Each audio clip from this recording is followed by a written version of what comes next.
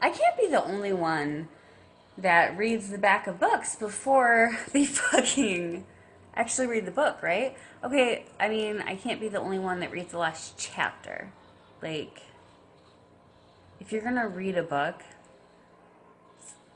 which I am going to read a book. No, if you're gonna read a book, you might as well know how it ends.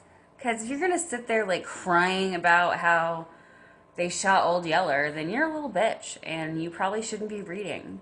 Um, but I actually read the end of books because I can't wait for the end. I'm a fucking one of those gotta have it, need it now type people.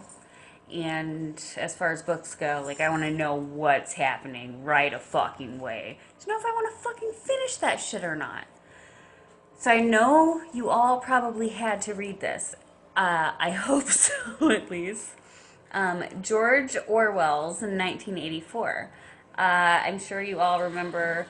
What was that, baby? Animal House is not what I mean. I mean Animal Farm. I'm sure you all had to read Animal Farm in high school. And if you didn't, you should, because that's like an amazing book. But so is 1984, and I haven't read it since probably about 1984. So I was reading the back of the book. I know a lot of people are like, "Oh, I'm gonna get this book based on the back of it." I would 100% buy this book because it looked this on the shelf. Nothing but writing, black and white. That's how I dig it. But so the back of the book says the year 1984 has come and gone, but George Orwell's prophetic, nightmarish vision in 1949 of the world will be becoming is timelier than ever. 1984 is a still great modern classic of the negative utopia. A startlingly original and haunting novel that creates an imaginary world that is completely convincing. From the first sentence to the last four words.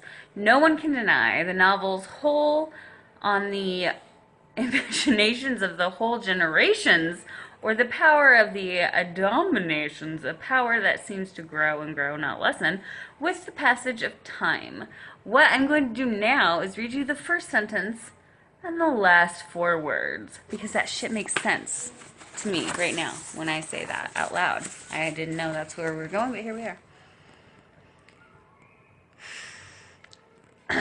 I mean, it was a bright, cold day in April, and the clocks were striking 13. That's the first sentence. Like, I'm going to read a little bit more, and then the last four words, just so we get where we're going.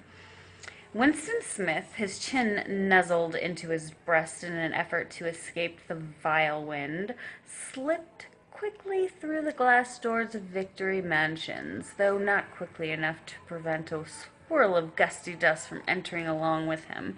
So we're going to call that the first chapter instead of the first sentence.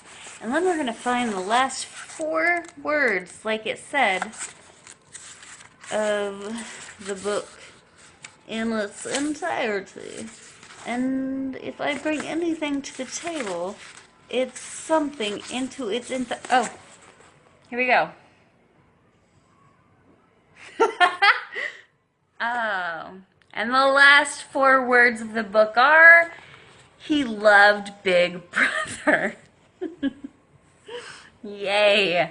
Okay, I'm glad we took that trip down memory lane, because otherwise, fuck for fuck. No, seriously, read 1984. If you didn't read it in high school, like you were goddamn supposed to, something, dark side, you're stupid. If you don't read it now and find some way to make it as funny as it really is in real life. If you can't relate to fucking 1984, George Orwell's 1984, you can't relate to that. If you can't relate to Animal Farm, if you can't relate to The Wiz that I just did in the bathroom, I feel like I don't even fucking know you. Like, who are you? Who are you to inquisition me?